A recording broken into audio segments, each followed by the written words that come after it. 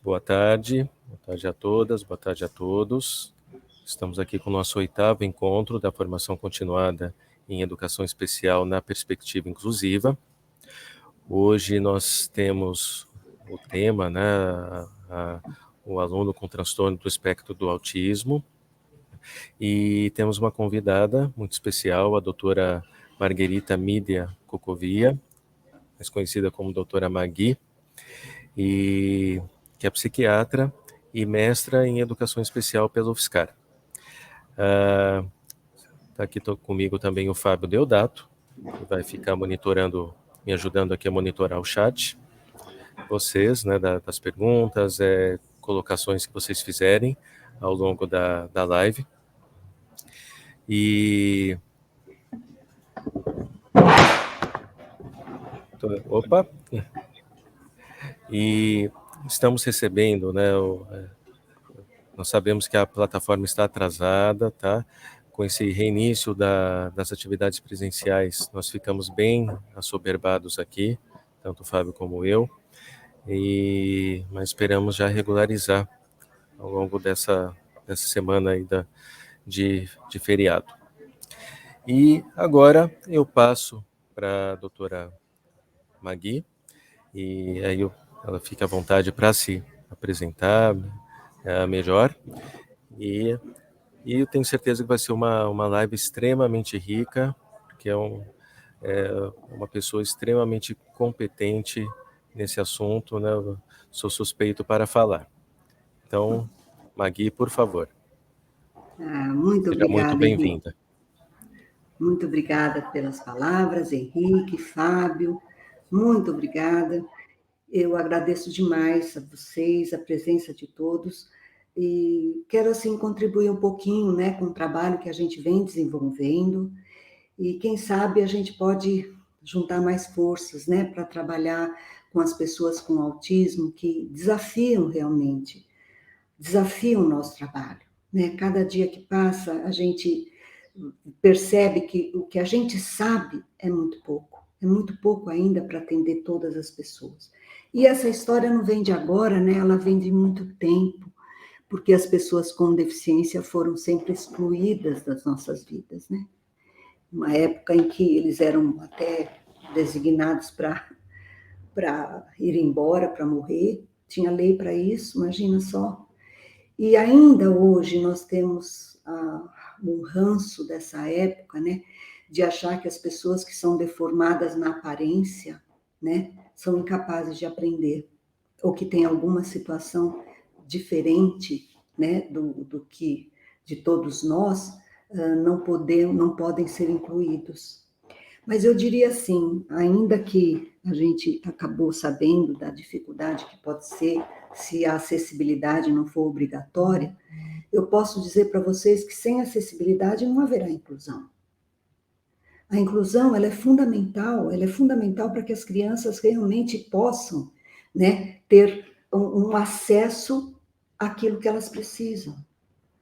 E acesso é isso, é chegar a algum lugar pelo meu movimento, pela minha dificuldade sensorial, pela minha dificuldade cognitiva.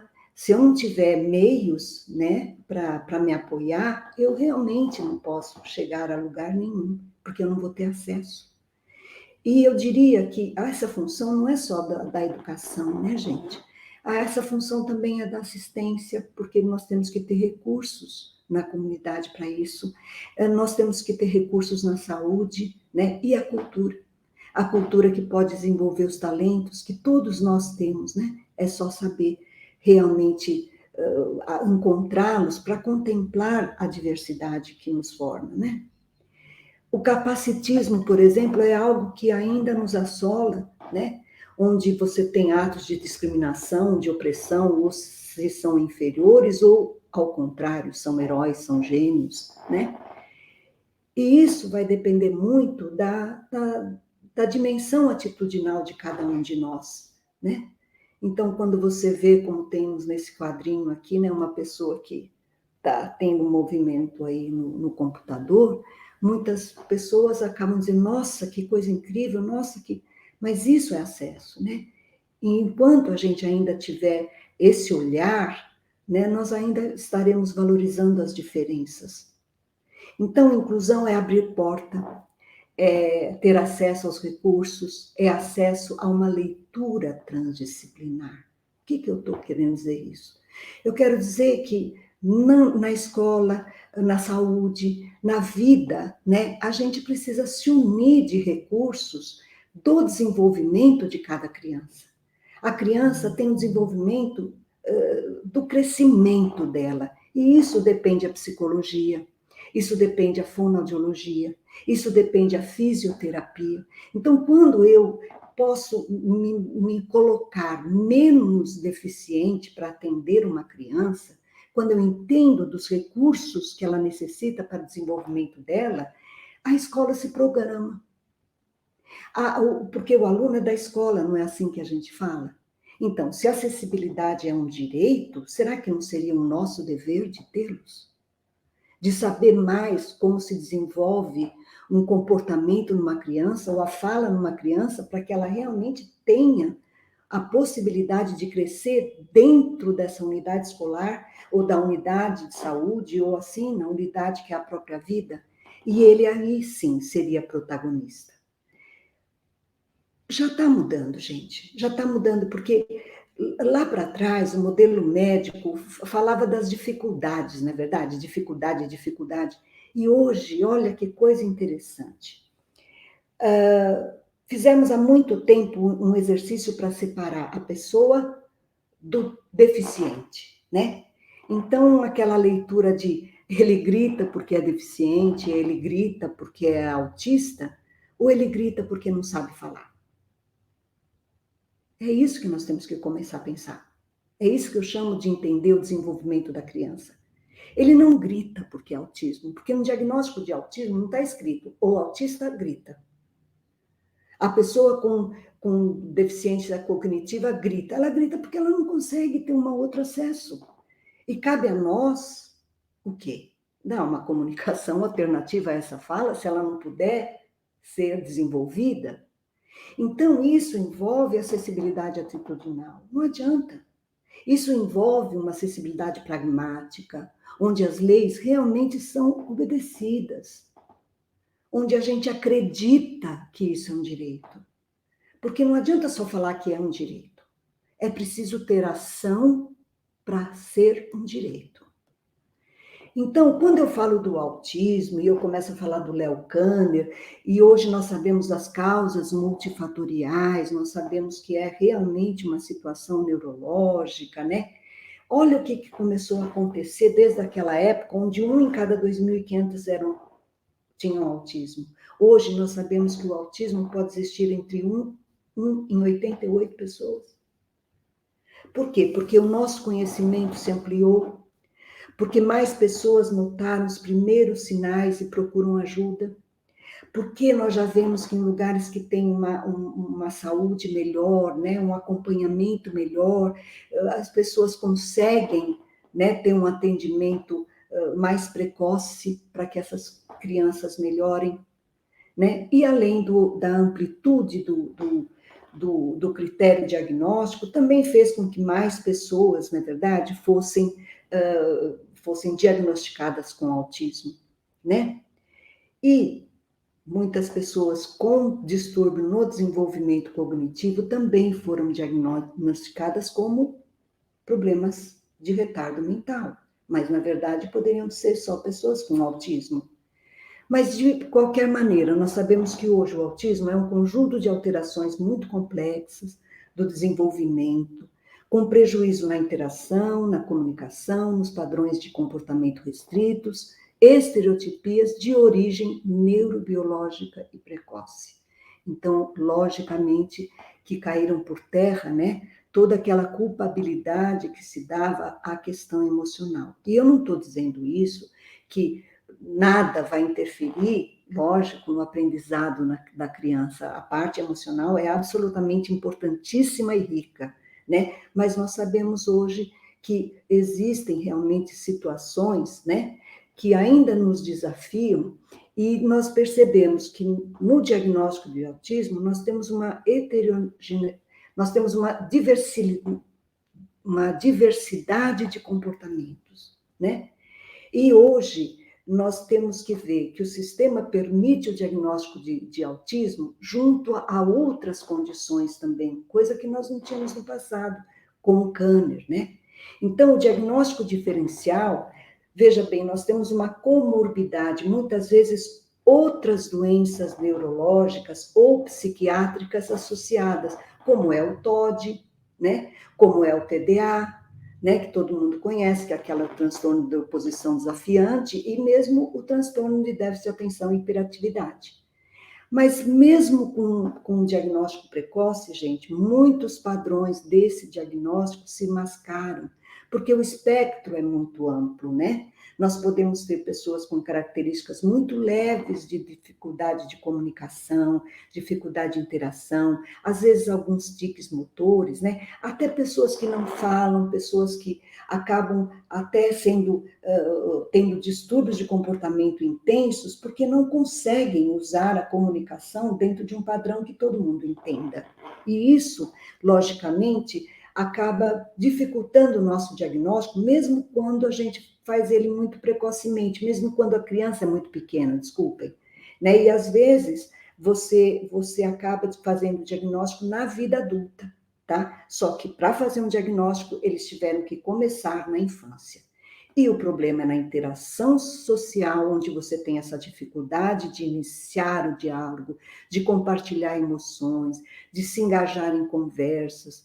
A comunicação, ela tem dificuldade, seja ela não verbal e verbal. E qual que é a diferença? Veja bem, o não verbal, quando a criança não consegue falar, ela muitas vezes desenvolve atitudes que a mãe consegue entender o que ela quer, né? Então, muito importante, mais do que uma criança não falar, é você observar se ela consegue se comunicar por meio dos gestos, por meio do apontar, por meio de alguma coisa que você diga, eu entendi muito bem o que ela quis me dizer.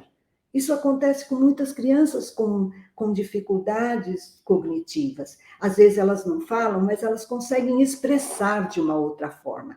Então, se preocupem sim com a comunicação não verbal das crianças, mais do que a comunicação verbal. Isso é importante entender, né? A gramática e as habilidades dentro de um texto, ou mesmo no entendimento literal de uma frase, a dificuldade abstrativa, tudo isso pode acontecer numa criança em graus absolutamente variados, né? Nós temos aí os padrões restritos e repetitivos de comportamento, então, às vezes, um balançar de mãos, ter um objeto que ela é apaixonada por ele, não larga uma linha, né? E acaba fazendo aquele movimento, querendo se comunicar de diversas maneiras. Então, aquela linha significa um monte de coisas. Por isso que, às vezes, é difícil a gente entender, né, dentro daquele movimento estereotipado, a comunicação que aquela criança quer ter. Tem também fascinação, às vezes se apega a objetos que rodam, à luz, né? Restrição alimentar é um fato que muitas vezes acontece sim, e a gente precisa assim, atuar rapidamente nessa restrição alimentar.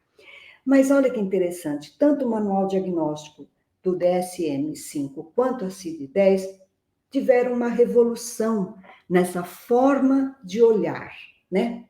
Que eu vou falar daqui a pouquinho para vocês. Hoje, só para comentar, nós já vimos que existem falhas na parte neurológica, na comunicação intracelular, né, de todas as sinapses. Nós temos uma dificuldade no processamento, há um desequilíbrio de neurotransmissores, principalmente ligado à serotonina, por isso que às vezes algumas medicações funcionam sim para a pessoa com autismo, e nós temos já uma investigação nessa dificuldade socioafetiva, fora todas as teorias que eu não vou agora aqui, né, detalhar, que é a teoria afetiva, a teoria da mente, enfim, nós temos muitas teorias para poder explicar tudo isso que acontece. Olha só o que aconteceu no manual diagnóstico. De todos os manuais, seja no DSM-4 como era o CID-10, falava muito, gente, das dificuldades. E hoje, o que aconteceu? Esses manuais removeram aquelas síndromes de Asperger, distúrbio pervasivo, e fizeram uma coisa absolutamente conjunta. Olha só, a CID-10 para a CID-11, que é um manual psiquiátrico, coloca hoje que o transtorno do espectro do autismo pode ter um comprometimento leve da linguagem, pode não ter deficiência intelectual, pode ter um comprometimento ausente de linguagem funcional com deficiência intelectual. Pode não ter deficiência intelectual, mas ter uma linguagem prejudicada. Então, hoje, nós temos que não fazer mais só um rótulo, ele é autista. Hoje nós temos que dizer, ele tem um transtorno do espectro, mas ele não tem deficiência intelectual. E ele tem uma linguagem prejudicada importante. Quando a gente fala isso, a gente está estabelecendo aonde os terapeutas vão ter que trabalhar. Nós não vamos colocar as pessoas com autismo tudo junto de uma mesma coisa. E olha como isso mudou. Mudou tanto que nós temos, mesmo dentro da história do retardo, antigamente falado, e hoje a gente fala no distúrbio do desenvolvimento intelectual, nós temos não só as dificuldades, mas nós temos também o que ele domina e as conquistas que ele pode ter.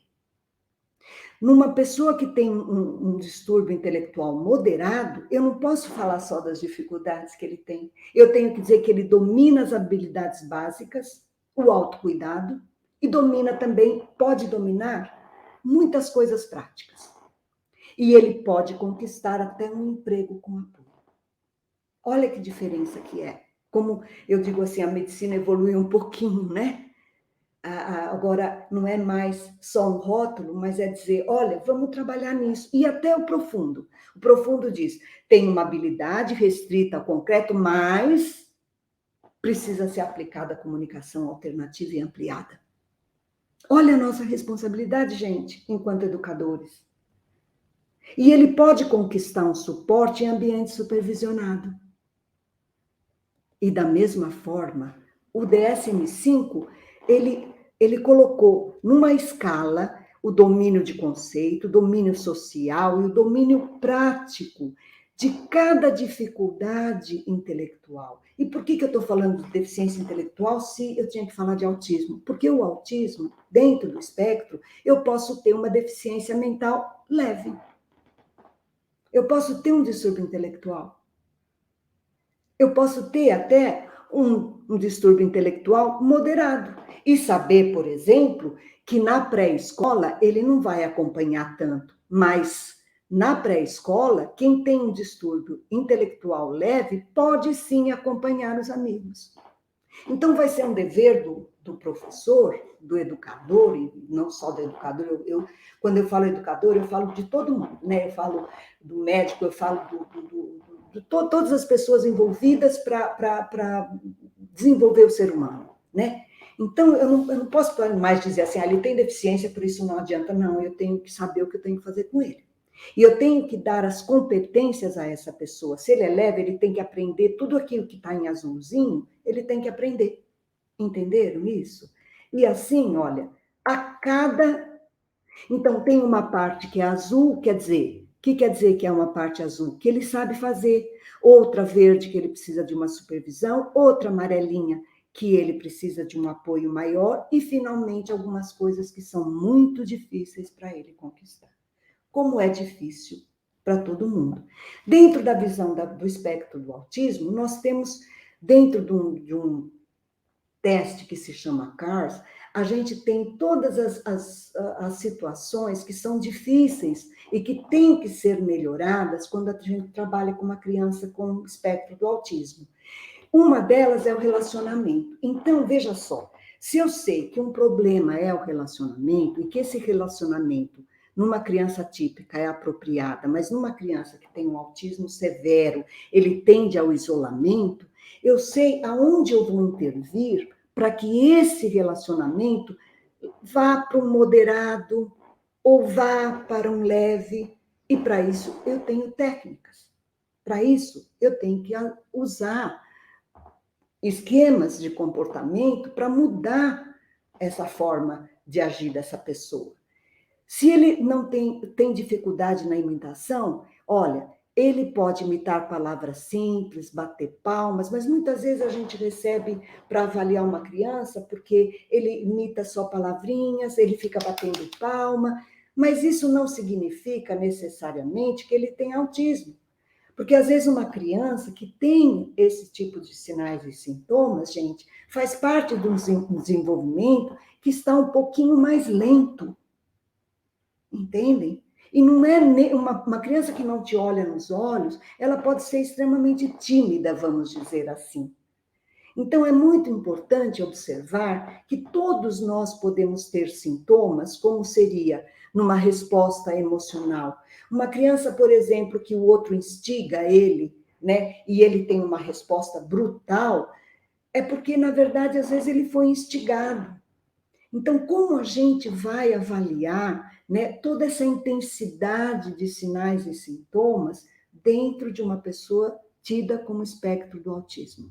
Não é uma coisa fácil, mas a gente tem que entender que a nossa missão e a nossa função é fazer com que as situações emocionais que essa criança tem, nós temos que diminuir a intensidade delas, e para isso nós temos que buscar recursos, seja na saúde, seja dentro da escola, porque a escola tem que entender assim, o aluno é da escola, o que eu posso fazer, como nós temos que nos comportar para que esses comportamentos não sejam tão intensos e sejam mais leves.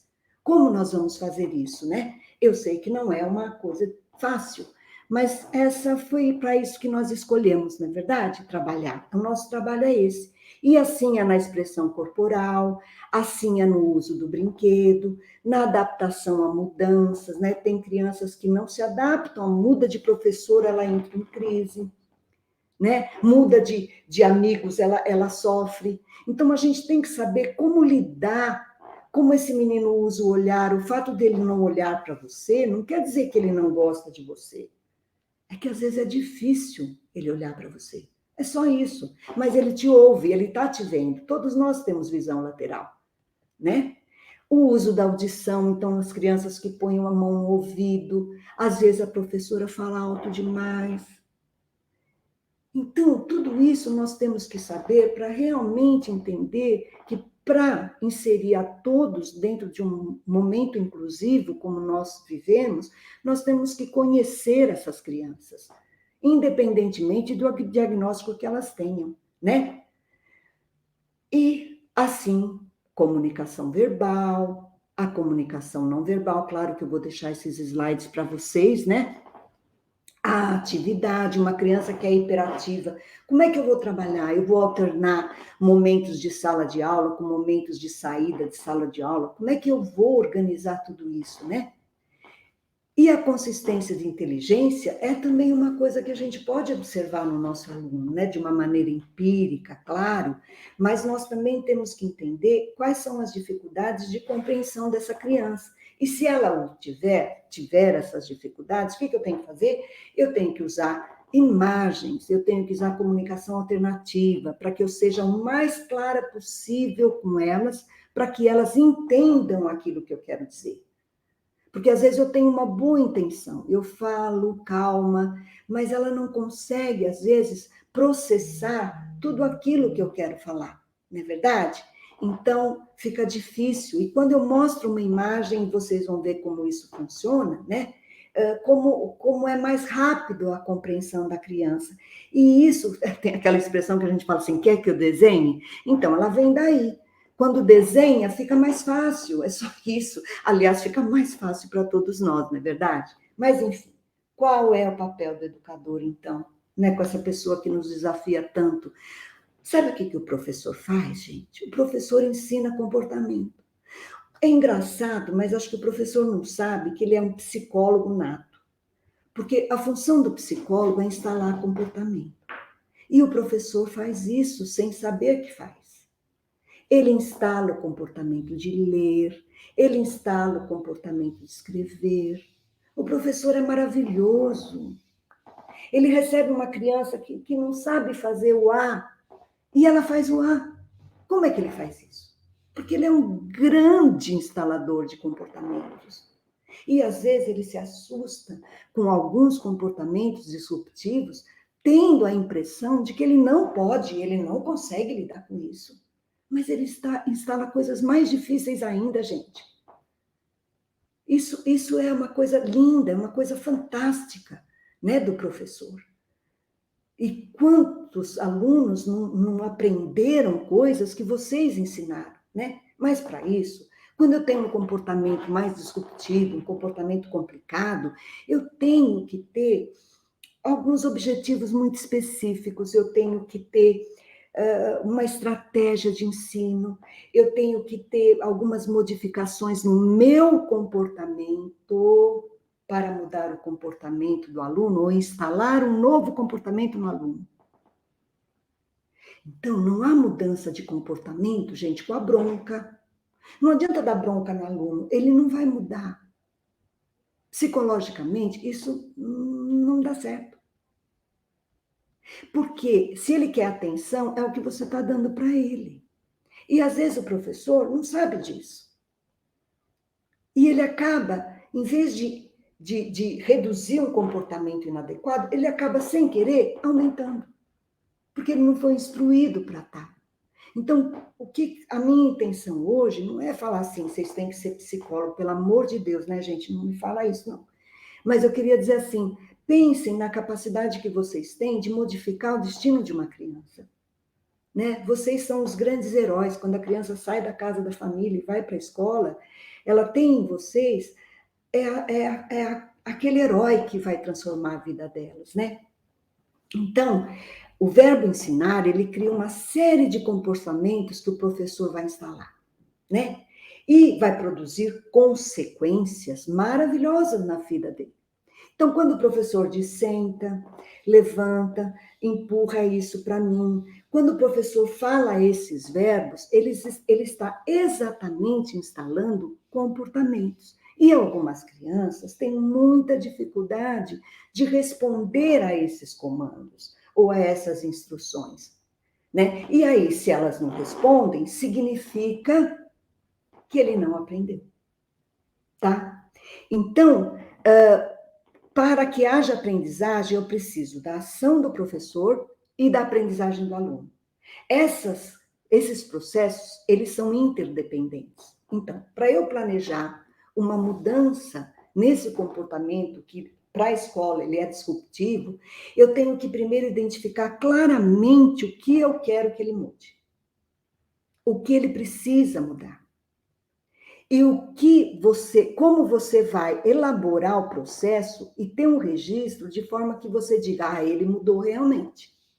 Claro que a professora do AE é habilitada para estar junto com você nesse momento, e inclusive a Anne Sullivan, que assim que voltarmos à presencial, nós estaremos mais juntos com vocês, né? Porque essa é a nossa função, é estar a serviço da educação, né?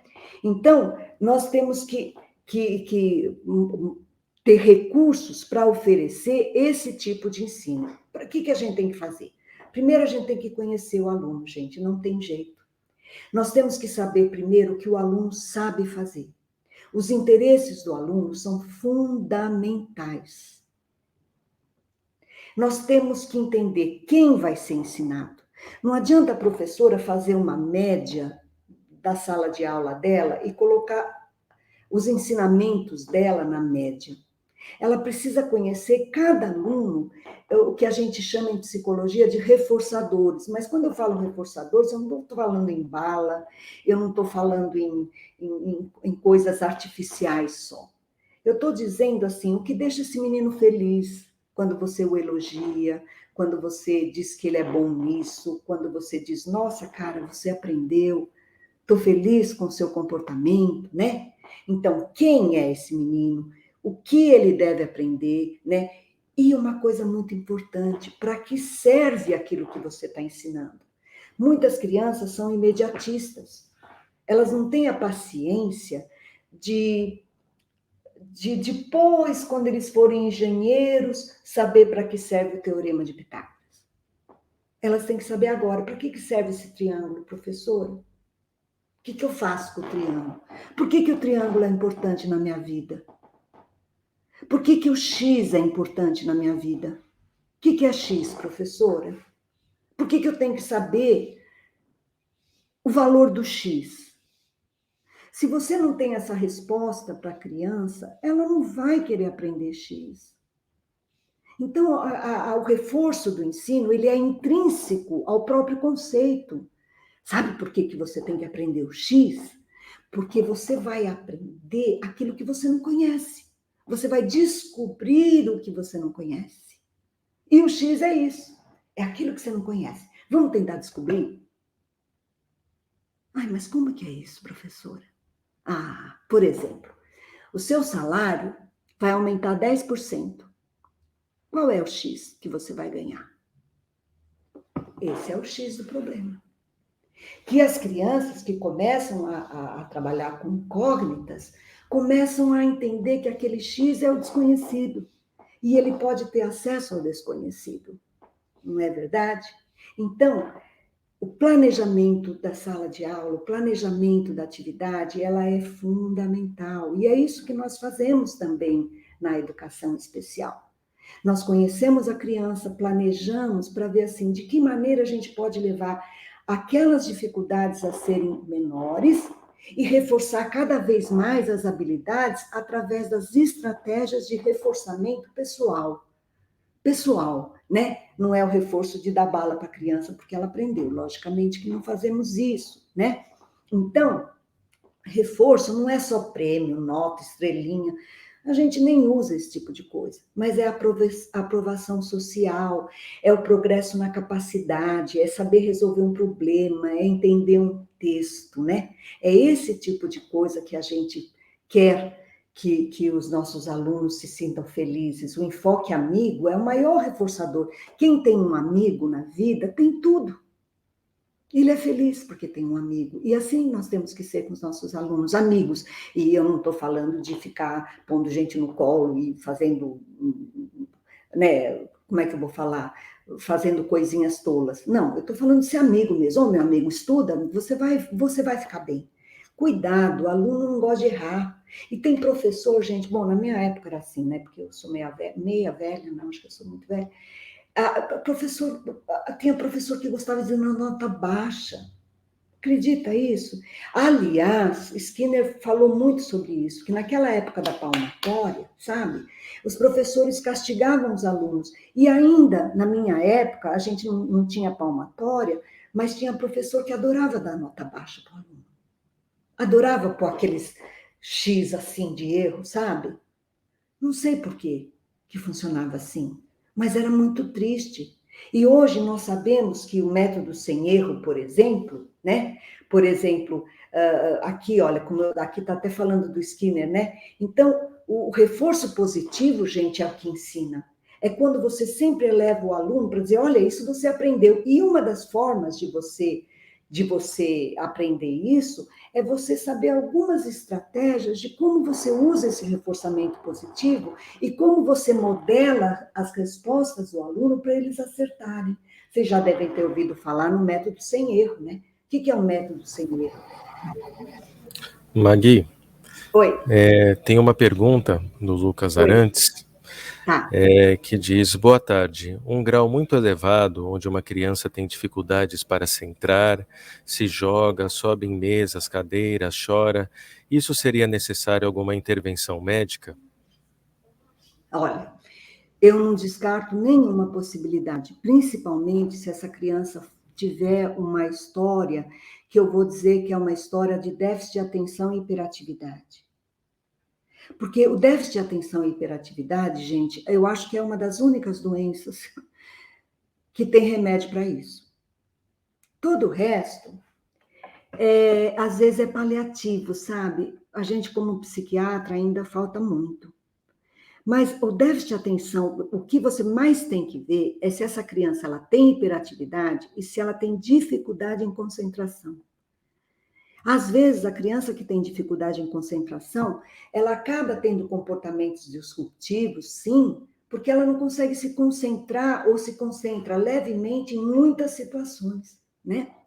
Então, vale a pena, sim, fazer uma avaliação neurológica. Aliás, criança pequena, nem o psiquiatra tem que ver. Primeiro é o neurologista. Porque a gente não pode tratar de forma emocional uma coisa que pode ser orgânica. E nós sabemos hoje que os quadros neurológicos, sim, podem estar concomitantes nessas crianças. Uma vez feito uma avaliação, neurologicamente está razoavelmente bem, e psiquiatricamente ele tem um déficit de atenção, você aplica um teste específico de atenção e hiperatividade, você vê que a criança tem uma pontuação alta, você pode sim medicar. Agora, remédio psiquiátrico, gente, não é droga, sabe? Tem gente que acha que, toma remédio, vai ficar bobo, vai ficar isso. Remédio psiquiátrico, ele é assim, você dá, se ele não tiver efeito, você tira, ele para o efeito.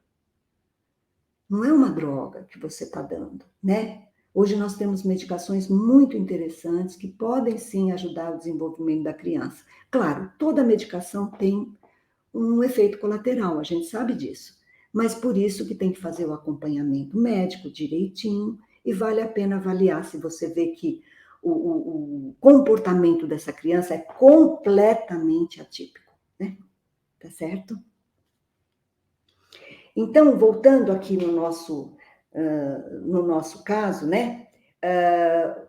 O papel do educador é exatamente esse, é propiciar essa aprendizagem, instalar esses comportamentos, né? E como ensinar tudo isso? Para ensinar esses tipos de comportamento, eu vou ter que, veja bem, como é que eu discrimino as figuras numa comunicação alternativa, né? Existe um método para fazer isso.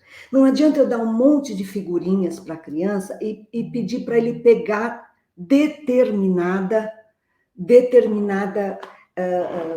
coisa. Eu tenho que ensinar ele a diferença de uma figura para outra. E para isso eu tenho uma sequência que vocês podem, por exemplo, aprender.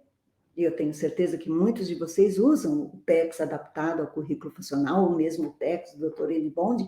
Existe uma forma de ensinar comunicação para essas crianças. Por isso que a Anne Sullivan também se dispôs a estar junto de vocês. Então, eu tenho que entender que para se manter um comportamento de uma criança, a minha atitude com relação a essa criança, tá, faz alguma diferença. Eu tenho um comportamento da criança, alguma coisa que acontece antes, o comportamento da criança depois, e o meu comportamento em relação ao comportamento que a criança teve. E eu vou entender se aquilo que eu estou fazendo, depois que a criança teve aquele comportamento, se isso foi reforçador ou não. Então, vamos dizer assim, uma criança quer pegar o celular de todos, porque foi o que aconteceu com um dos nossos meninos. E ele quer pegar o celular de todos. Claro que dentro do ambiente Anne Sullivan, a gente tem uma estrutura onde a gente programa, apesar de nós termos lá dentro 40 pessoas, as 40 pessoas foram instruídas para a gente tentar extinguir um comportamento que é um comportamento perigoso. Mexer na bolsa de pessoas, por exemplo, é um comportamento perigoso. Mas o que a gente fez para conseguir isso? Nós mudamos o nosso comportamento. Nós mudamos a forma de abordar quando aquela criança vinha até nós. E eu vou passar isso logo, logo lá na frente, tá? Inclusive, eu trouxe esse exemplo para mostrar para vocês que é possível. Quando a escola se une e tem um comportamento similar, todos estão entendendo que aquele aluno aquele comportamento precisa ser extinto de alguma forma, tá certo?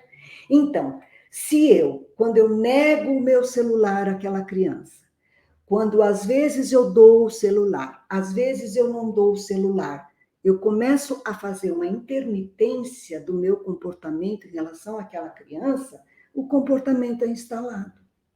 Mas, Se eu disser sempre não, eu vou clarear para aquela criança que eu não vou dar o meu celular. Eu preciso gritar? Não. Eu preciso simplesmente dizer não. Ou ainda, eu posso dizer assim: você precisa me pedir o celular. Você não pode arrancar o celular da minha mão. E essa criança vai gritar, vai berrar, vai gritar, vai berrar, vai gritar. E você continua dizendo: você tem que me pedir, me peça, me dê o celular, por favor. Então, o que é tirar um comportamento? Ao mesmo tempo, você instala um outro comportamento, que é o comportamento de pedir, de ser adequado, de não ser agressivo. É isso que nós fazemos no Anne Sullivan. E temos, sim, que também generalizar esse comportamento para a escola. E eu sei que não é fácil. E essa criança, por exemplo, está sem nenhuma medicação. Olha que interessante. Porque nenhuma medicação teve efeito. Então, eu trouxe esse caso para vocês, porque ele é nosso caso. É o nosso caso. Não é só da Secretaria da Educação. É nosso. Ele é nosso.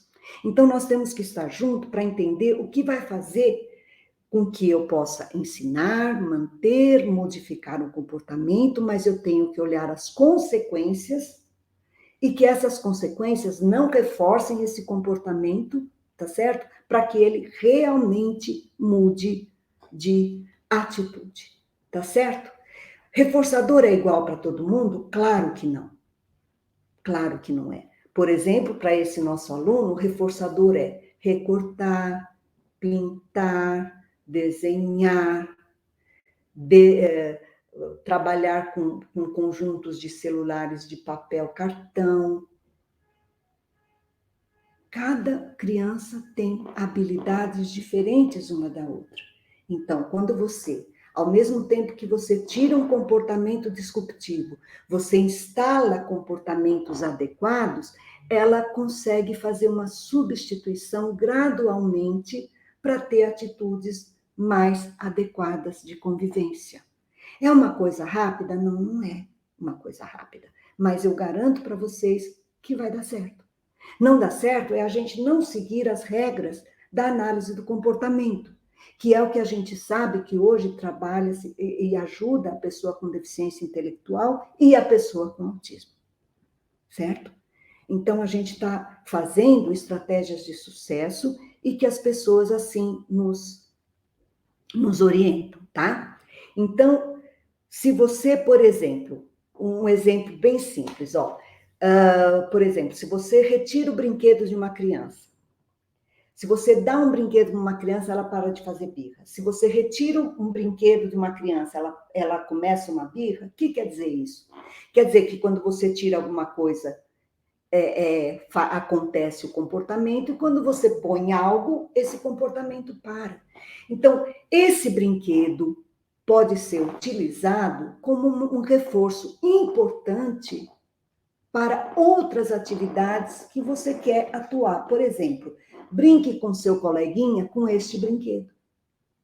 Então, o reforçador, ele é daquela criança, e aquilo que faz ela se sentir feliz pode ser usado em outras atividades. Por exemplo, como nós poderíamos brincar com este brinquedo? Porque a criança com autismo, às vezes, não sabe brincar com aquele brinquedo, e você pode ensinar. Então, quando a gente conhece um pouquinho dessas estratégias, você realmente começa a perceber como os reforçadores são importantes para fazer o desenvolvimento da criança, tá certo? Então, trabalhar em equipe é fundamental. Já aprendemos? Oi? Já aprendemos que dar bronca não reforça ninguém. E já também vamos aprender que a comunicação alternativa e ampliada é fundamental para estabelecer um comportamento. Ali, Pode falar? Oi? só interromper você um pouquinho. O Lucas, que havia feito aquela pergunta, ele fez uma última colocação depois da sua resposta. Segundo a mãe, o diagnóstico inicial é autismo, agora encaminhado para o neurologista. o ambiente escolar é essencial para ele e todas as crianças, mas não pode ser um risco para ele. Sim. E depois tem a Elisângela perguntando como identificar um autista de grau leve. Um autista de grau leve. Ó, a definição básica do autismo é dificuldade na interação e comunicação social. Apresentar estereotipias motoras, que são as alterações de comportamento. Então, o que nós vemos na criança com autismo leve é que a relação dela com o outro, na interação social, ela, por exemplo, dificilmente ela começa uma conversa. Ela pode responder sim, mas ela não tem muita iniciativa de interação. É aquela pessoa que fica mais reservada, que vai mais responder perguntas do que iniciar um diálogo. Às vezes ela não compartilha situações abstratas, como, por exemplo, olha que legal aquilo que eu estou vendo, que não seja um objeto, mas olha, não é linda essa flor? Às vezes essas coisas mais assim, poéticas, às vezes ele não consegue ter um compartilhamento, porque abstrair é difícil. Às vezes ele entende uma coisa, por exemplo, de forma mais concreta, se você diz assim, nossa, seu nariz está escorrendo, ele acha que o nariz está escorrendo mesmo. Ele não entende piadas, às vezes. Você conta uma piada e ele não ri. Porque a piada é uma situação que existe muita metáfora, né? Então, às vezes, uma criança leve, ela vai ter mais dificuldades, né, nessa parte da interpretação de texto, mas o concreto ela vai aprender, ela vai poder ter mais facilidade. Às vezes, uma pessoa com autismo leve até consegue se relacionar com outras pessoas, consegue fazer algumas amizades, mas são poucas as amizades, né? Pode ter, às vezes, alguma estereotipia motora, algum tique nervoso, mas não são coisas tão gritantes assim, né?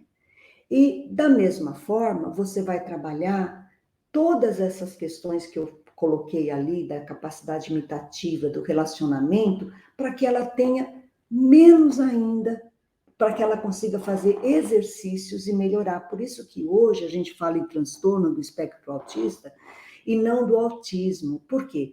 Porque quando a gente encaixa uma pessoa, olha, ele é leve, a gente já manda para uma psicologia, a gente manda para uma fono, a gente manda para um tratamento, para que essa criança possa não sarar, né? Porque, teoricamente, o autismo não sara. Mas ele pode melhorar muito, muito, e ter uma vida plena, inclusive com emprego, tá certo? Então, são todos esses sintomas que a gente falou desde o começo, mas de uma forma não tão intensa e menos frequente, tá?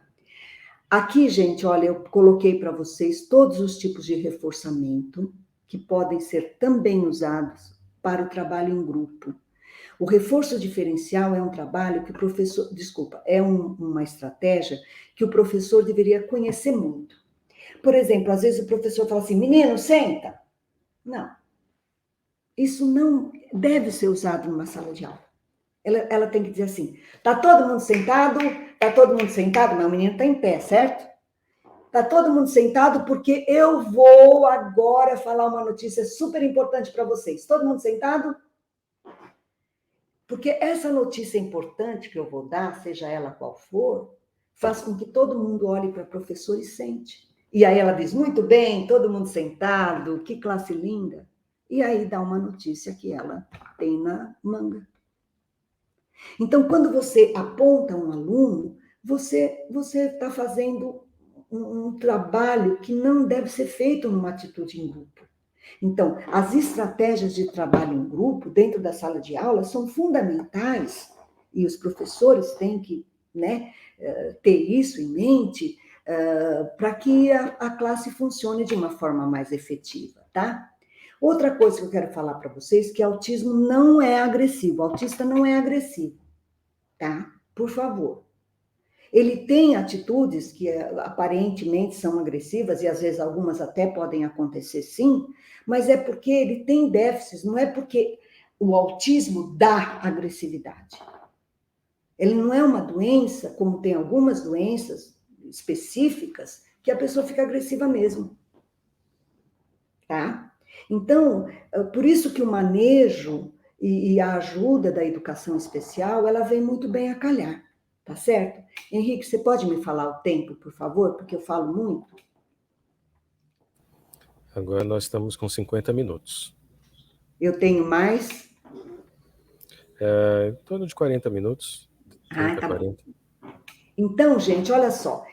Quando ele fica frustrado, né, ele não entende muito bem o que você diz para ele pode entender de uma forma concreta. Por exemplo, se é uma brincadeira, você fala assim, nossa, menino, você está frito comigo. Olha que expressão mais simples que a gente fala para todo mundo. Para uma pessoa com autismo, você falar que ele está frito é algo desesperador, porque ele vai entender isso prontamente na concepção da palavra. Tá certo? Então, às vezes a pessoa fala assim, ai, do nada, não existe do nada, gente. Como do nada, gente? Sabe, os comportamentos, eles são, a não ser um problema, uma crise, uma coisa, né, completamente, uma estereotipia que o menino está sozinho numa sala e ele começa a bater a cabeça na parede, realmente, ele tem um distúrbio sensorial.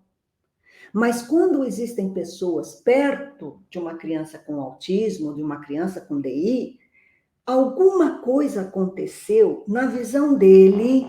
Não é que você teve dor, não é que você teve intenção. Não, pelo amor de Deus. Mas alguma coisa, eu lembro de um menino que abria a boca da professora e ficava querendo olhar dentro da boca da professora, olha que coisa super incrível, e a gente achava, olha, que ele tinha assim, que era um processo sexual, assim, ele quer beijar a professora, sabe? Aí nós descobrimos, depois de um tempinho, que não foi pequeno, que a professora tinha um molar de ouro. E o menino queria ver o brilho daquele dente dela, porque era só isso que ele queria ver. Olha que coisa. Então, às vezes, a professora, não é do nada ele pega na minha boca, do nada. Mas aí, quem é a professora? Como é o movimento? Como por que ele insiste no movimento? Né? Então, quando você analisa tudo isso, você vai ver que não é do nada. Né? A não ser que seja realmente um comportamento estereotipado dessa criança de origem sensorial. Tá certo? E todo comportamento, mesmo que seja agressivo, ele tem uma função. Muitas vezes o aluno te chama, você não vê que ele te chamou, você estava distraída, e aí ele acaba batendo em você para que você olhe para ele. Né? Então, por isso que nós falamos na psicologia que é o ABC, é o antes, né, o comportamento em si e as consequências desse comportamento, né? Para a gente poder nos ajudar. Então, quando eu tenho um comportamento agressivo, nesse momento, e a agressividade tem que ser muito bem elaborada, a agressividade é uma coisa que uma pessoa, por exemplo, te dá um soco nas suas costas.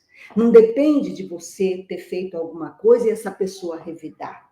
Né? Porque às vezes duas crianças brigam porque uma xingou a mãe do outro e o outro foi lá e bateu. Então não é do nada, né? Teve uma mediação nesses dois meninos, né, para que acontecesse a agressão, tá certo? Então, nós temos que entender, muitas vezes, nesses comportamentos mais difíceis, como o professor colocou, conversar com essa mãe, quando que ele ocorre, com quem ele ocorre, o que acontece antes do comportamento, porque às vezes a criança está com fome. Eu tenho um menino na Sullivan que ele tem tanta fome, gente, que ele, se você não dá comida para ele, ele fica agressivo. Então, é isso que eu estou querendo dizer, que a gente tem situações que a gente precisa observar o comportamento para a gente perceber que existe um antecedente, né? Que ele não vem simplesmente de dentro para fora daquela criança, que ela também veio de fora para dentro. e por isso ele teve uma reação, né? Então, conversar com a família, né? E observar o comportamento, né? E a escola se unir para observar aquele menino e ver se o comportamento daquele menino é igual com todos os professores ou não, né? Ou se é pior com algum. E isso não significa que aquele professor é bom e o outro é ruim, pelo amor de Deus. Significa que a gente, como tem comportamentos diferenciados, a gente pode entender melhor o comportamento daquela criança. E aí chegar vamos dizer assim, a uma análise, né, mais sustentável para poder melhorar. E assim, aqui é só um exemplo de como a gente até controla esse comportamento no Sullivan, que logicamente para a escola fica mais difícil, mas a minha intenção é mostrar que existe uma forma, né, da gente ajudar. Você pode, por exemplo, dizer, ó, das 8 às 9, o menino gritou uma vez, ou se não, não gritou nenhuma vez. Então, você pode ter frequência, às vezes é um choro muito comprido, agora ele está chorando menos, antigamente ele chorava durante um tempo maior.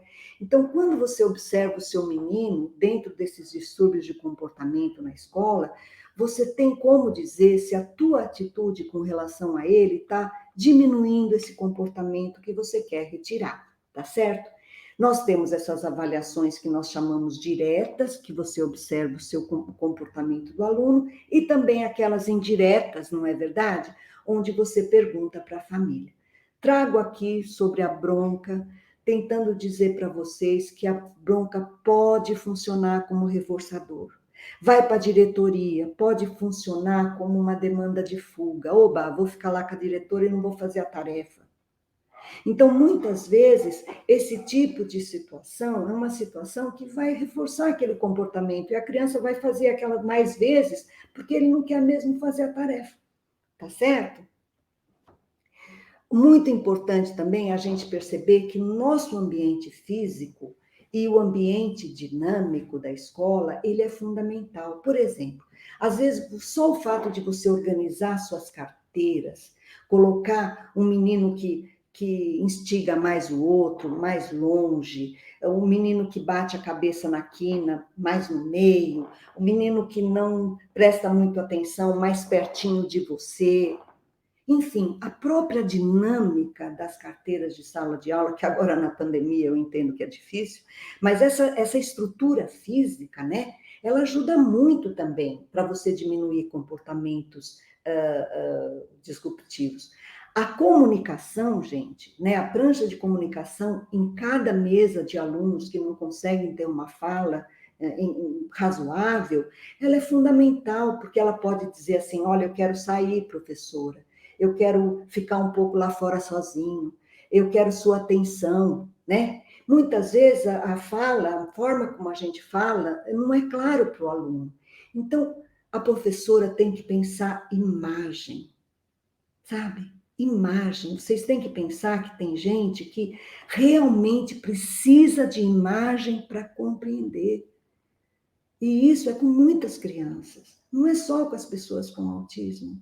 A imagem vale mais do que 1000 palavras, não é assim?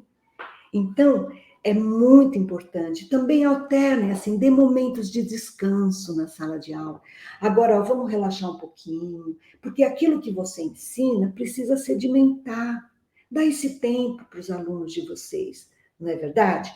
E quando uma criança chegar muito brava, irritada, também diga para ela, olha, você não está se sentindo bem, vamos conversar um pouquinho? Ou, se não, façam o que a gente faz no Sullivan, que chama grupo de comunicação.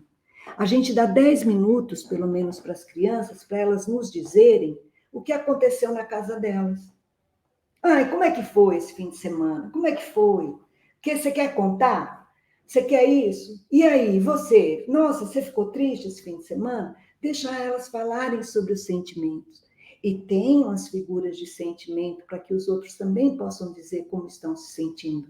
Porque esses sentimentos, muitas vezes, eles provocam distúrbios de conduta. E se a criança tem um tempo para falar um pouquinho sobre a própria vida, ela não vai ficar conversando com o colega do lado. Não é verdade? Por quê? Porque a professora deu a oportunidade de, tá certo? Então, A professora, logicamente, tem que ser o modelo de tudo isso, com a voz dela firme, né? Com a voz dela, ao mesmo tempo, firme e, ao mesmo tempo, acolhedora, né? E eu até cito a professora, a Eniceia, né? Que ela diz assim, que a diversidade, ela realmente favorece todas as crianças, porque, além de ajudar as pessoas com deficiência a terem modelos, também ajudam as pessoas chamadas típicas, né? Respeitando diferenças, aceitando, sendo mais tolerantes, né? Além da família, que logicamente, isso aqui eu já falei para vocês, né? Pensar visual. Nós temos que pensar visual. Eu penso uma coisa, eu faço uma figura. É assim que a gente faz no Anne Sullivan, sabe? E uma coisa muito interessante, gente, é trabalhar com projetos, sabe? Às vezes aquela aula muito descritiva, na lousa, né? Ela não dá margem muito para a criança ter participação, para ser protagonista. Então, projeto é muito legal. Nós, por exemplo, temos o projeto Cortesia. O que é isso? É um projeto onde a gente ensina, né, às vezes em algumas manhãs, como a gente tem que falar com o amigo. Bom dia, por favor, o seu lápis, obrigado, não sei o quê, até logo. Nós fazemos o projeto Cortesia, né? Então, todas essas coisas, sem querer querendo, como diz o meu amigo, você acaba ensinando como que as crianças têm que se comportar, qual é a adequação do comportamento, e não só, vamos dizer assim, dar bronca quando a criança não se comporta bem, porque era o que o Skinner falava, ele dizia assim, os professores mais reforçam, às vezes, atitudes inadequadas do que as adequadas dos alunos, né? Porque os alunos, às vezes, deixam os professores um pouco estressados, com certeza, não é verdade? Mas, enfim, o plano de aula ou o projeto, não é verdade? Tem que ter essas partes. Como eu vou ensinar, eu tenho que partir das atividades de interesse. Como é que é isso? Eu tento saber, por exemplo, qual que é o interesse, alguns interesses das crianças. E através dos interesses dela, por exemplo, eles adoram empinar pipa, vamos supor, é um exemplo simples. Então, eu vou ensinar o teorema de Pitágoras por meio de uma pipa. E no final da minha aula, eles vão empinar a pipa ou vão levar para casa, certo?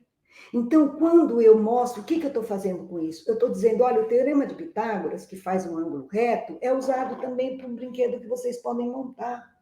Ele tem uma função agora e vai ter uma função lá na frente quando vocês forem engenheiros. E, às vezes, nós não temos o para que serve, não é verdade?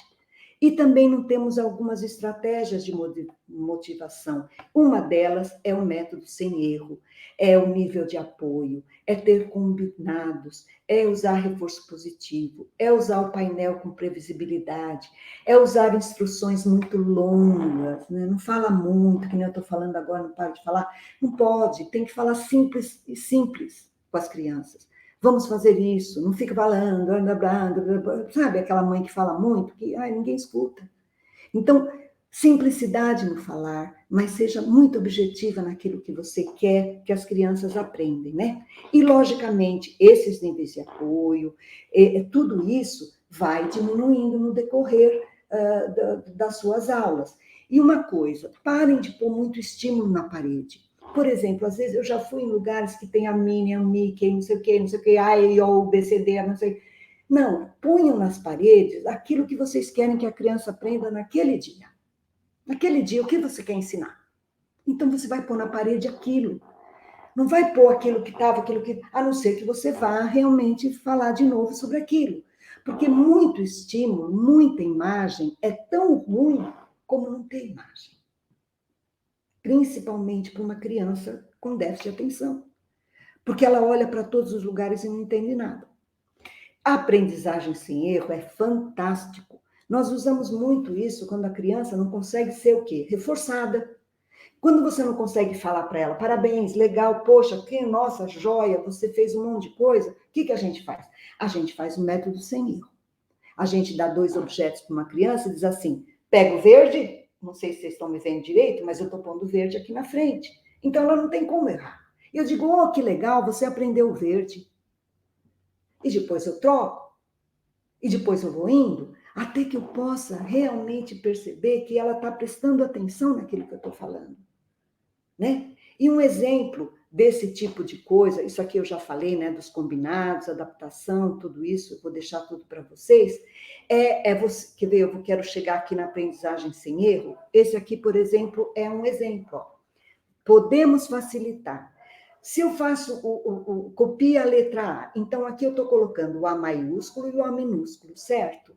Então, olha, para uma criança, talvez não para todas, fosse melhor a segunda opção.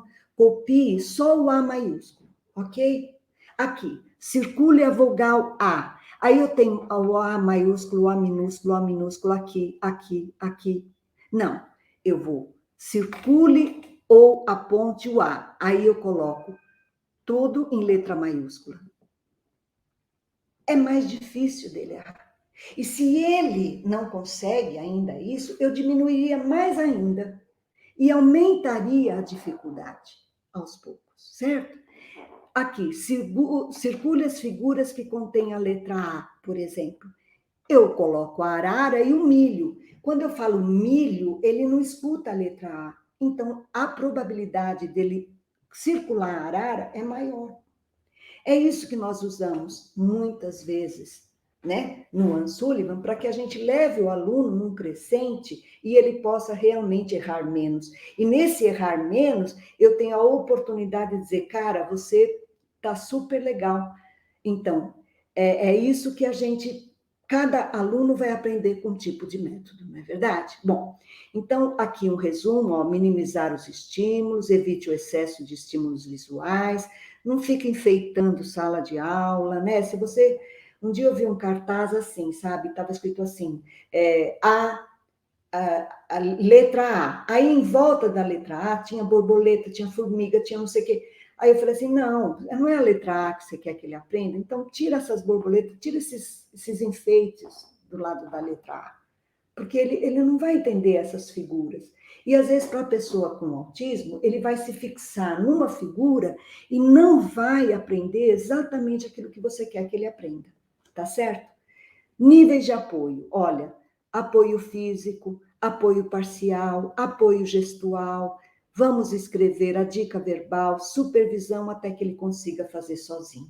Aqui é uma aula que a gente dá para os pais da Ansullivan, sabe? Ó, a gente explica para eles como tornar seu filho mais independente. Então, a gente usa o modelo, então eu dou para o pai o mesmo material para que o menino faça igual, tá certo? Depois ele vai fazer com o pai pede de novo para ele, aí ele vai começar a só ficar perto dele, depois ele vai ficar, estou aqui, tá? Vou pegar algo, e deixa ele fazer, mas ainda está vendo a criança, e depois ele simplesmente está bem longe e a criança faz aquela tarefa sozinho. A partir daí, ele pode aumentar o número de laranjas, ele pode usar um espremedor elétrico, por exemplo, então ele vai dificultando cada vez mais essa atividade. Sempre, sempre que eu for avaliar alguma coisa, eu começo da independência. E quando eu vou ensinar, eu começo do momento que ele não sabe fazer para levá-lo à independência, tá certo? Então, aqui eu mostro todas as figuras, como vocês vão ver depois e como podem realmente ensinar essa criança, tá certo? Sempre escrever como vocês ensinaram, porque isso vai trazer, gente, uma informação para os outros professores. Nós temos que compartilhar coisas que tiveram sucesso, nós temos que compartilhar as coisas que, puxa vida, olha, deu tão certo comigo, né? Então, vamos fazer com esse outro menino que talvez dê certo também. Então, não esqueçam, para avaliar, partimos da independência, para ensinar, faremos o caminho de modo inverso, desde que do ponto que aquele menino me mostrou, que a partir dali ele não sabe fazer, tá?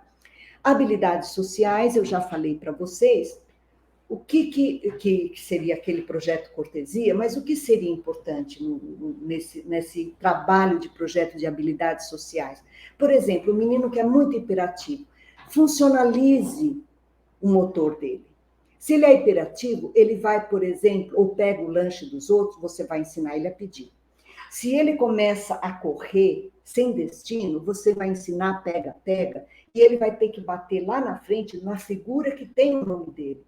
Então, você usa a parte motora, mas você agrega uma situação de aprendizado junto a outra área, que pode ser a escrita, não é verdade? Que pode ser uma figura, que pode ser correr para pegar uma bola fora da quadra, enfim, dê uma função àquele movimento para que ele realmente possa perceber que ele até pode ser elogiado por isso. Olha, você conseguiu, olha que legal, você achou o seu nome, sem que a professora tenha que dizer, para de correr, menino, para de correr, menino.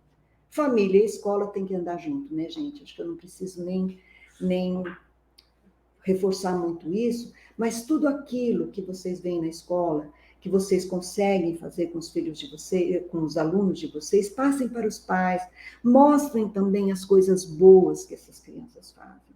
Não chamem os pais só para falar daquilo que não dá certo, gente, porque é muito difícil para eles. Eles contam com vocês. Então, faz assim, dá uma notícia difícil, mas dá uma notícia boa. Mas sabe o que ele conseguiu fazer hoje? Tem também uma notícia boa para ser falada. Porque os pais precisam dessa crença, eles precisam acreditar que os filhos deles poderão participar de uma unidade escolar. E a função de todos nós é acreditar que o ser humano pensa. Então não existe isso dele não entende o que eu falo. Porque essa é a nossa diferença. Nós somos seres humanos e a Convenção de Seres Humanos, ela nos diz isso. Todo ser humano pensa. Para eu levar essa criança à cidadania, eu tenho que dizer quem ele é. Ele é uma pessoa que tem que ter consciência do nome dele, de onde ele vive, a escola que ele pertence, o nome da professora, se ele tem um cachorro em casa. Eu pertenço a esse grupo de família. Essa pessoa sou eu. E que indivíduo que eu sou? Qual vai ser a minha individualidade? Qual vai ser o meu papel? Ah, meu papel vai ser professor. O que eu vou ser quando crescer? Esses meninos também vão crescer. E eles nem precisam crescer para ser, porque eles já são. Então, qual vai ser o meu papel? Ah, eu vou morar com a minha mãe, eu vou ajudar minha mãe, eu vou trabalhar com meu pai. Eu tenho que ter uma profissão, eu tenho que ter uma individualidade, não é verdade? Para aí sim ser cidadão. Ou seja, transformar a mente das pessoas que não creem em mim, que não acreditam que eu sou capaz.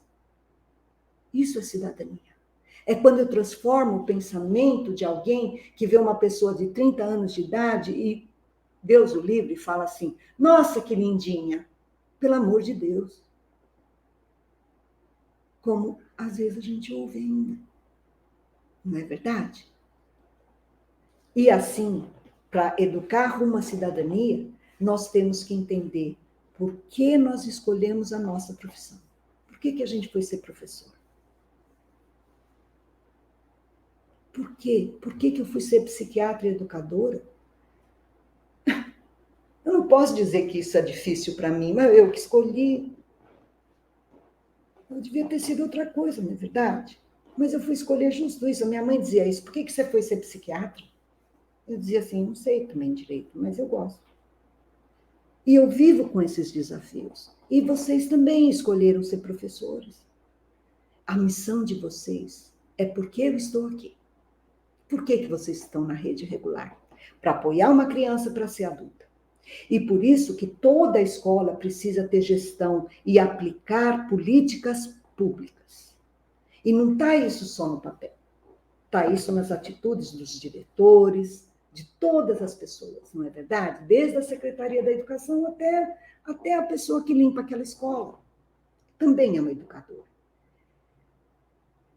Como nós temos que funcionar para que essas crianças funcionem na vida, eu tenho que mostrar para elas para que serve aquilo que eu ensino. Eu pus até aí o x menos 2 igual a 4. E achar para elas a solução que x é igual a 6. A gente descobriu aquele que estava incógnito, aquele que estava escondido.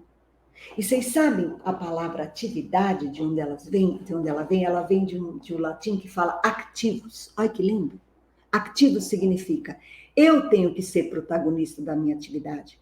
Enquanto o meu professor faz tudo por mim, eu não aprendi nada. Mas eu quero que ele me ajude, me apoie, até que eu consiga fazer sozinho. E aonde que eu vou usar isso? Vou usar dentro da escola, dentro da minha família, vou além dos muros da escola. Aí sim eu vou conseguir usar a matemática para fazer uma economia doméstica. Eu sei que eu preciso trabalhar para conseguir alguma coisa, que as coisas não caem do céu, né? Isso é acessibilidade atitudinal. É quantas pessoas eu consegui empregar com apoio, é quantas pessoas aprenderam algumas coisas importantes para viver melhor. E acessibilidade programática é qualidade. A qualidade daquilo que eu ensino e da minha crença nos direitos de cada um. Para eu entender acessibilidade, gente, não é fazer uma escola com elevador só, não. Acessibilidade é ter na minha mesa de trabalho, é na carteira de cada aluno, uma tarefa que tenha método para ensinar, que tenha comunicação alternativa, que tenha um instrumento se essa criança não consegue ler, não consegue ver. É ter condição de tecnologia, se ela sim precisar ou preferir. É pôr um tijolinho embaixo do pé dela para ela se sentir confortável na hora de sentar, ou algum apoio para o pé dela, se não puder ser um tijolinho. Então, acessibilidade é dar acesso a cada atividade que a professora dá. O acesso é na tarefa. Não é na escola só. Não é na rua. É naquela tarefa. Eu vou ensinar o A? Vou. Tá. Então, qual vai ser o método? Qual vai ser o instrumento? Qual vai ser a comunicação? Esse menino está confortável na cadeira? Isso é acessibilidade. É atender a diversidade.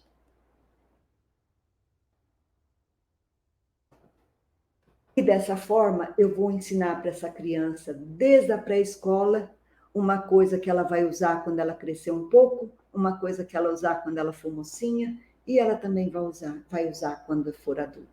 Se eu ensinar ela a se comunicar, ela vai poder brincar com os pares e depois fazer uma reunião quando ela for adulta. Os interesses, mesmo que restritos, né, eles podem ser trabalhados. Às vezes, numa situação de emprego, eu vou mostrar para vocês o que é uma comunidade educativa, que é o que a gente diz que a Anne Sullivan é, né? Por quê? Porque a gente entende o nosso trabalho como um conjunto físico, onde todos são educadores, e todos ali vão fazer de tudo para aquela criança aprender, ou aquele adulto desenvolver uma competência. O aluno não é daquela professora. O aluno é de todos nós, né? E aí nós fazemos esse círculo que nós vivemos potenciais diferentes e chegamos até a nossa equipe como um professor que tem todos os alunos. E todos os alunos têm, e um aluno tem todos os professores. Né? Isso é demais da conta de bom, não é verdade? As estratégias vão desde um brilho no olhar, comunicação alternativa, reforço natural, enfoque amigo, método sem erro, acessibilidade, reforço positivo, para que a criança generalize. Dentro da situação programática e de atitude, a minha missão tem que ser clara. Eu quero ser professora. Eu gosto de ser professora. Porque aí eu vou ter atitudes, ações. Eu vou saber ouvir, eu vou saber observar, eu não vou concluir antes de analisar um comportamento. Eu vou investir numa solução. Eu vou investir numa solução. E não ficar falando só dificuldades. E, dentro da escola de paz, eu vou rever a minha atitude, né? Eu vou dirimir mitos. Ele não aprende mesmo. Ele é uma eterna criança. Coitado, né? Poxa, dá para ele, coitado. Ele é deficiente, coitado. Já pensou se a gente não tirar esses mitos da cabeça das famílias? Ou da cabeça dessa comunidade toda? As regras são para todos. Isso é inclusão, não é verdade? Então, nós temos que realmente trocar informação para que a gente mude a nossa atitude. E a Leblanc, ela fala muito legal dessa coisa do emprego, sabe, gente? Então, ela diz assim, existem regras essenciais para funcionar no trabalho. Existem as regras iniciais, que mesmo com os interesses restritos, se eu souber responder alguma pergunta, se eu tiver atividade de vida diária razoável, uma localização, e se eu souber imitar um modelo, eu tenho um funcionário, um trabalhador em fase inicial. E muitas pessoas trabalham em fase inicial. Mas eu também posso ser intermediário. Aí eu tenho que saber pedir ajuda, eu tenho que separar lazer e trabalho, eu tenho que saber esperar, porque o ônibus demora, mas eu tenho que também saber que uma tarefa está pronta ou não. E eu tenho que saber trabalhar um tempo razoável e até de um modo independente. E, finalmente, eu vou ter uma forma mais avançada de trabalho, né? Onde eu tenho que ter pontualidade, assiduidade, eu tenho que reconhecer o trabalho, se está certo ou errado, eu tenho que ter iniciativa e eu tenho que me desculpar quando eu erro. Por isso, nós fizemos um projeto na Sullivan que se chama Eu Posso Aprender, Eu Posso Ensinar. O que é isso? É ser protagonista desde muito cedo.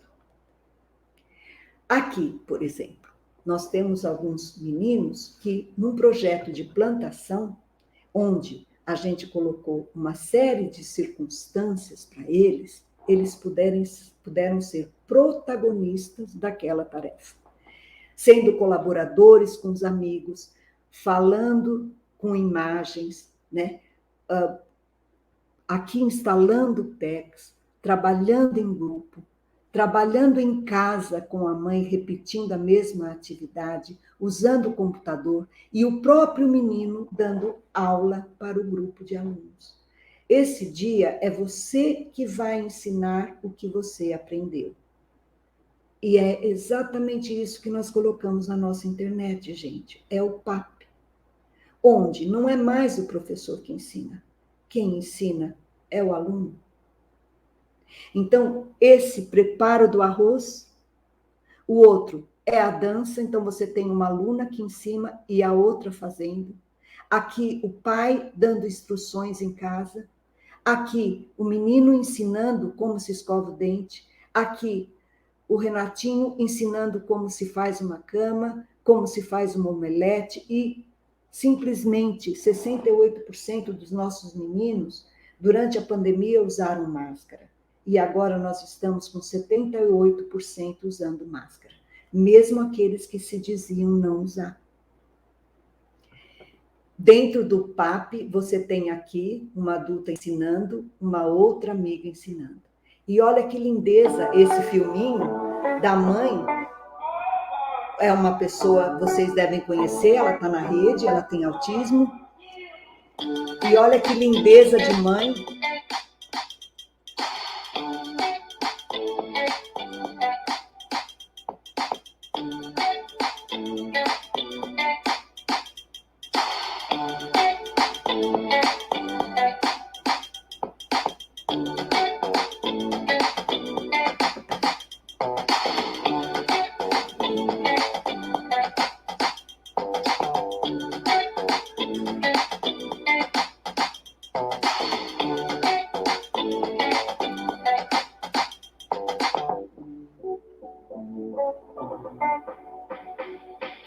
A menina é surda, né?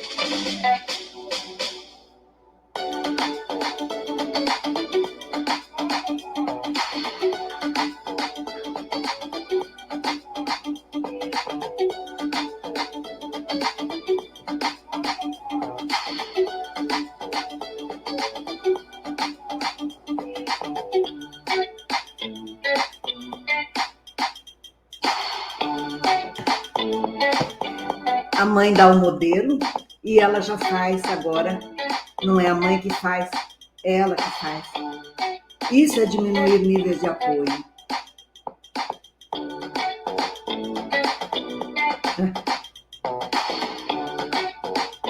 E a irmã também muito contente com isso, né, gente? Então, agora, voltando ao nosso aluno, terminando já, gente, como é que eu faço uma linha de base e como é que eu vejo um comportamento disruptivo? Primeiro, eu vejo os interesses. Ele gosta de celular, de recortar, de desenhar, de escrever, de empurrar carrinho, de abrir armário, de gritar, faz birra e ignorar. Ignorar é o que eu vou fazer com o gritar e as birras dele. Mas eu sei que tudo isso ele gosta, inclusive de fazer birra. É o interesse dele. E ele tem a habilidade de falar, de andar, de ver, de recortar, de desenhar, de escrever, de empurrar carrinho, de abrir armário e de sentar. Então eu vou fazer uma sequência das coisas que ele gosta. E eu vou mostrar para vocês que nessa sequência ele conseguiu ficar 2 horas dentro de sala de aula.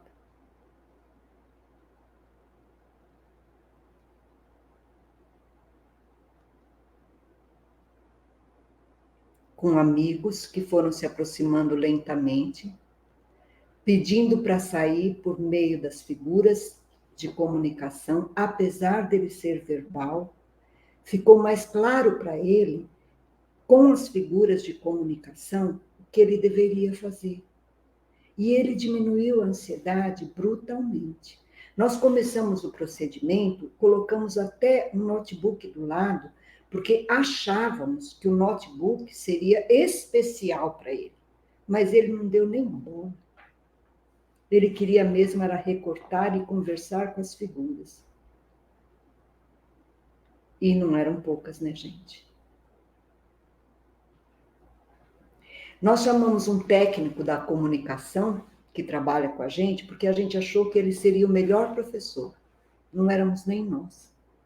Mas é que ele entende mais de computador do que, obviamente, eu entendo, né? O Henrique sabe muito bem disso, o Fábio também. E olha aqui como é que ele recorta, vocês já conhecem esse garoto, e o amigo dele, apesar dele não olhar nos olhos do amigo. Mas ele ficou o tempo inteiro, foram 2 horas, gente.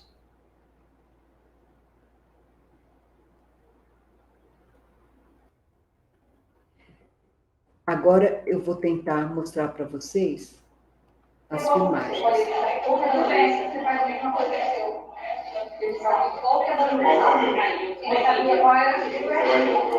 A nosso objetivo aqui era só que ele permanecesse em sala e que ele não fizesse as birras dele. Ele tinha que permanecer em sala. Eu vou mostrar para vocês, desculpa. Eu quero mostrar para vocês uma fala. Deixa eu ver se está aqui.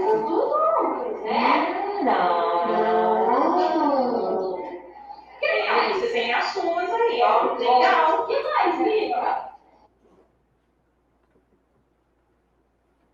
Coisas dos homens, né? Não. Você tem ações aí, ó. Legal. O que mais, Rica? Coisas dos homens, né? Não. Gente, tá tudo igual. Vocês desculpam aí. Olha isso, que graça. Desculpa aí. Não pode pegar as coisas dos outros. Não pode. Não pode, tá bom? Não pode. Olha que interessante, ele é verbal e através das figuras, o que a gente está ensinando para ele. Tá vendo? Vocês ouviram, né? Não pode pegar as coisas dos outros. Não pode. Não, ele tá triste. Não pode. E aqui, gente, para finalizar, né, nós temos também esse menino que está na rede, e vocês sabem perfeitamente que ele foi capaz, né, ele também está no Centro Anne Sullivan, então esse é o comportamento dele quando ele está sozinho, mas ele também tem um comportamento incrível. Os banhos do vaqueiro, ou cuscuz, ou rapadura, ou vida difícil e dura, ou nordeste brasileiro, ou cantador violeiro, ou alegria ao chover, ou doutor sem saber, sou rico em fino, quanto mais sou nordestino, mais tenho orgulho de ser da minha cabeça chata. É isso aí, gente. Obrigada. Ótima apresentação, Magui. Tem algumas perguntas aqui, vamos ver se dá tempo para a gente responder. Antes, deixar um recado aqui para a Débora, né, que ela mencionou um aluno, né, que mesmo já é atendido por psicólogo, terapeuta ocupacional, fono, etc., mas, segundo ela, né, a adaptação está sendo difícil, né, fica agitado, grita, pula, quer sair dos espaços e não se alimenta. E ela gostaria de receber algum amparo da SME, como professor de AE, para acompanhá-la. Já tentaram entrar em contato com o departamento de AE, acredito que aqui com a divisão, e não obteve sucesso. Como devo proceder, Henrique? Débora, não me lembro, tá, disso ser devidamente notificado. De qualquer maneira, já participei de um meet com os diretores, né, que já havia colocado para eles que vai haver a atribuição do DIAE, né, dos professores com habilitação em AE, né? Inclusive você também é uma das que tem essa habilitação, né? E a partir da semana depois do feriado, eu vou começar a correr as escolas para ver esses casos mais emblemáticos, né? Por exemplo, como que o Lucas também apresentou, e também gostaria de ver o seu, né? Então, além de ter as atribuições que vão ver, eu também quero acompanhar esses casos e também voltará ao acompanhamento que eu faço com vocês através de Meet. Vou acabar colocando 2 horários mesmo, de manhã e um à tarde, para contemplar os 2 períodos. Eu acho que somente um horário no final da tarde não vai conseguir contemplar, dependendo do número de pessoas que entrar, tá? E então a gente já vai reforçando esses pontos, tá? Bem lembrar que depois de 1 ano e meio, né, sem experiência escolar, né, até esperado muitos desses comportamentos, tá? E muito do que vocês vêm vendo comigo também no acompanhamento, né, quando a gente entra na prática, assusta, né, assusta bastante, tá? Mas é ter calma, tá? Que as coisas acabam conseguindo, tendo um rumo. Muito do que a Magui passou, né, não pensem que de início foi um arco-íris, né, cor-de-rosa. Não foi, né, foi muito investimento, né, e para se chegar no resultado, tá? Então, nesse momento, né, vou acompanhar muito vocês também nisso, especialmente na prática, tá? Observando junto com vocês as aulas, etc., para vocês não se sintam sozinhos e a gente pense junto nas estratégias, tá? Algumas perguntas que vieram, Magui. Um aluno com TEA não verbal que consegue pegar objetos, mas não consegue escrever. Até segura o lápis, mas não consegue firmar os dedos para escrever. É possível esse aluno desenvolver a escrita? Teve uma outra pergunta também que gostaria que você falasse um pouco sobre a parte alimentar, tá? E aí uma outra, como o professor de sala regular deve agir quando passa um conteúdo na lousa e o aluno com TEA quer copiar tudo e não é alfabetizado, né? Então a professora dá uma atividade adaptada e o aluno não quer. Bom, a primeira pergunta, desculpa, a primeira pergunta, só resumindo assim rapidinho, que falou as 3 e fico pensando na resposta. Um aluno com TEA não verbal que consegue pegar objetos, mas não consegue escrever. Até segura, mas não consegue firmar, né? Sim. Eu pergunto se é possível esse aluno desenvolver a escrita. Tá, tudo bem. Então é o seguinte, olha, primeiro, que idade tem esse aluno, né? A gente sempre parte da idade do aluno. Segundo, é um problema motor que ele tem? Por que ele segura o lápis, mas não consegue escrever?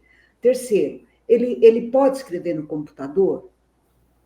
Como é que ele pode desenvolver essa habilidade dele? Ele tem outras formas, que outros interesses, a partir de objetos, ele pega objetos, mas ele pode digitar, por exemplo.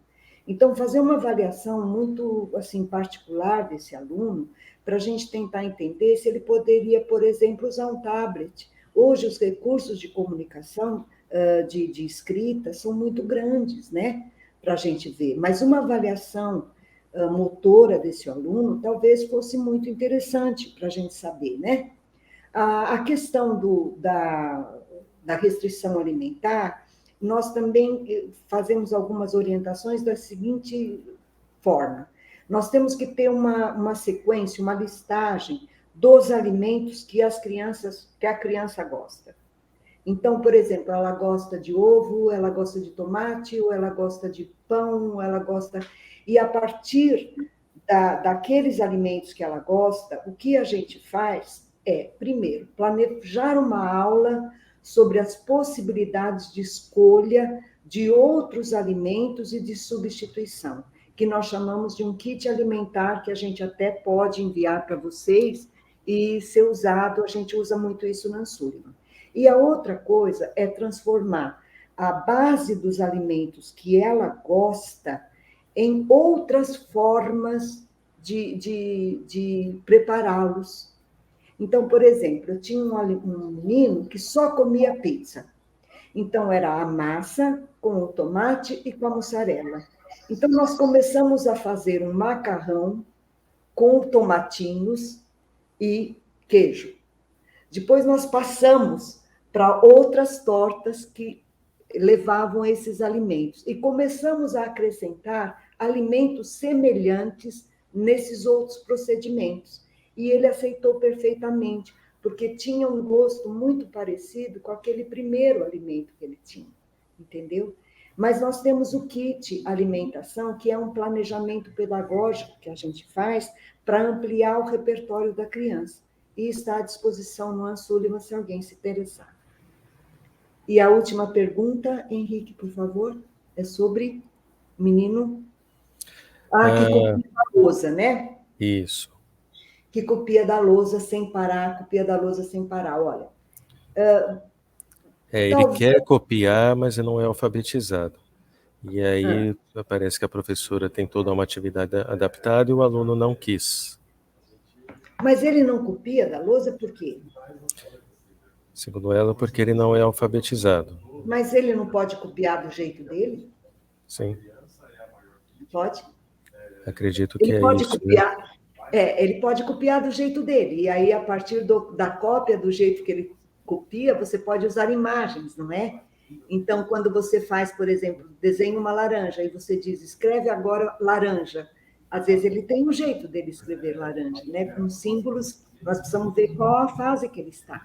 E aí desenvolver, sim, e realmente estimular que ele quer escrever, né? Nós temos um caso que chegou no Sullivan aos 30 anos de idade, que conseguiu escrever sobre o amarelo.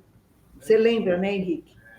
Então, as pessoas escreviam, sim, sobre o amarelo. Então, a escrita sobre o amarelo pode ser também extremamente reforçadora para as crianças que querem copiar, mas têm muita dificuldade. E aí também, se quiserem ir lá na Sullivan ver como a gente faz, está à disposição também. Não, perfeito.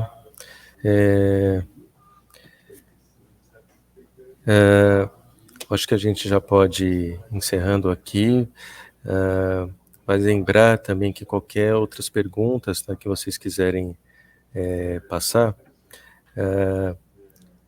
até tem uma aqui da Mara, como precisamos aprender a fazer as perguntas certas? Não, é uma afirmação. Como precisamos aprender a fazer as perguntas certas para podermos encontrar as respostas que procuramos, né? E, por favor, coloquem lá na plataforma, tá? Ou no Classroom, perguntas que vocês acham pertinentes, que acabou, né? Agora não vai dar mais tempo, mas que aí eu passo para a doutora Magui, para ela responder a vocês prontamente, tá? É só colocar ali como na plataforma, né, no chat ali comigo, que eu repasso a ela prontamente, tá bom? Bem como também esse programa do Centro Sullivan, né, alimentar, eu até vou pedir para a doutora Magui e para os demais profissionais até fazer um vídeo também mais específico sobre esse programa, até para a gente colocar na plataforma, se for possível, e que é um tema que é muito recorrente, importante, né? E, claro, fiquem à vontade também, muito importante vocês a visitarem e conhecer esses programas em específico, tá? Magui, eu só tenho, né, meus agradecimentos, foi extremamente rico, tivemos muitos elogios aqui ao longo da live, se deixar, tenho certeza que iria ainda muito mais longe, tá? Seria até ótimo ter mais um encontro, porque eu tenho certeza que você teria muito mais coisa para passar também, com mais calma. E agradeço muito a presença de todas e todos, né, nessa live. Desejo um ótimo término de semana a todos. E agradeço mais uma vez a Magui, a equipe do Centro Sullivan, que também no bate-papo inclusivo com o Fábio Deodato, no Escola na TV, proporcionaram excelentes encontros, e é isso, só tenho mesmo a agradecer. Fábio, você gostaria de ter algum comentário?